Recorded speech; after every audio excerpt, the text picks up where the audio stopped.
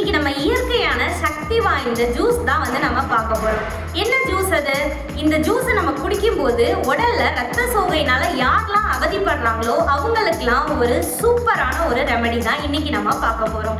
முக்கியமா மூணு விஷயங்கள் தான் அந்த ஜூஸ்ல கலக்க போறோம். நம்பர் 1 என்னன்னு பார்த்தீங்கன்னா நெல்லிக்காய். ஒரு கை ஃபுல்லா கருவேப்பிலை எடுத்துக்க போறோம். அதுக்கப்புறம் லெமன். இது 3 விஷயங்கள் சேர்த்து தான் ஜூஸ் ப்ரிப்பேர் பண்ண போறோம். முதல்ல நம்ம அக்குபங்சர் ரீதியா இந்த ஆர்கன்னால நமக்கு ரத்தம் உற்பத்தி ஆகுதுன்றதை நீங்க தெரிஞ்சுக்கணும்.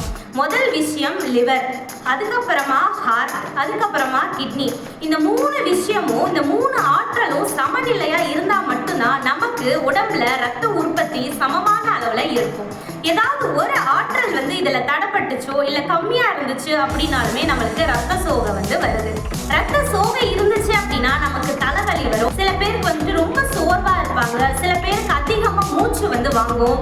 சில பேருக்கு வெயிட் போடும். சில பேருக்கு முடி கொட்டும். இந்த மாதிரி நிறைய விஷயங்கள் இருக்கு. ஆனா எல்லாருக்குமே எல்லா சிம்டம்ஸ் இருக்கணும் அப்படின்னு அவசியம் கிடையாது. நம்ம இந்த 3 காம்பினேஷன் உள்ள ஜூஸை நம்ம குடிச்சோம்னா டெய்லி காலையில வெறும் வயிற்றுல குழந்தைங்களுக்கு கொடுத்தீங்க அப்படின்னா அவங்களோட கான்சன்ட்ரேஷன் பவர் இம்ப்ரூவ் ஆகும். அவங்க ரத்த சோகையில இருந்து வெளியில வர்றதுக்கு ஒரு நல்ல வாய்ப்பு. மினிமம் ஒரு 3 மாசம் அவங்களுக்கு தொடர்ந்து இந்த ஜூஸை காலையில வெறும் வயிற்றுல குடிக்க சொல்லுங்க.